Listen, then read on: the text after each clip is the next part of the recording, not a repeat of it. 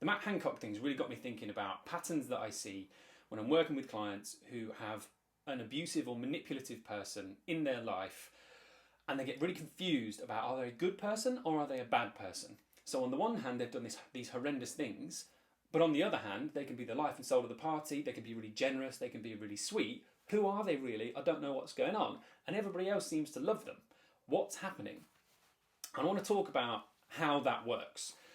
So the first mistake we make there is by trying to work out who they are.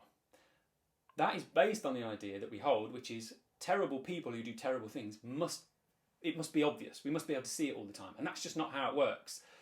People that do horrendous things actually, most of the time, look perfectly reasonable. They can be charming, they can be funny, they can be persuasive. But they're also very good at making us feel like we're in the wrong. And I'll talk about that more in a moment.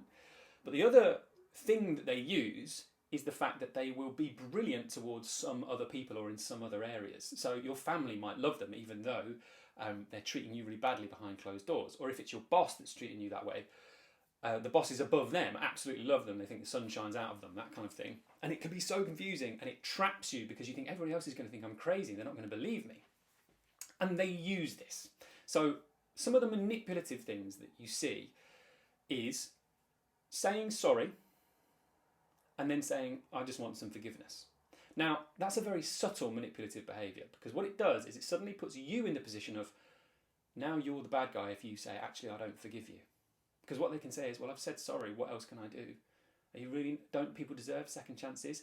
And the answer to that is yes, people might deserve a second chance once they have earned it. But saying sorry is not enough. You have to show me that you are willing to change what you've done. The fact that you have come on this programme and left your job as a public servant doesn't show me that you're genuinely sorry for screwing the country. Actually, it shows me that you can say the right things, but you've chosen to work on your personal image over and above trying to actually make amends. So there's that.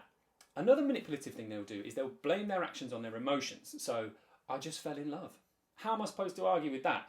Or, sorry, it's just because I care so much. That's why I got so angry. I don't mean to. It's just because I love you. That's hard to argue against, right?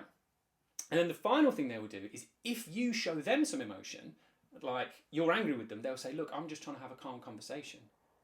I'm just trying to have a calm conversation. It's you that's getting angry. And it makes you feel like the nutcase.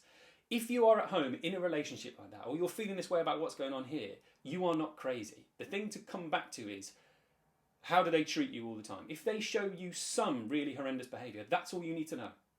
Whether or not they're a good person is an impossible question to answer, and they will be very good at making you feel like it's you. It's not.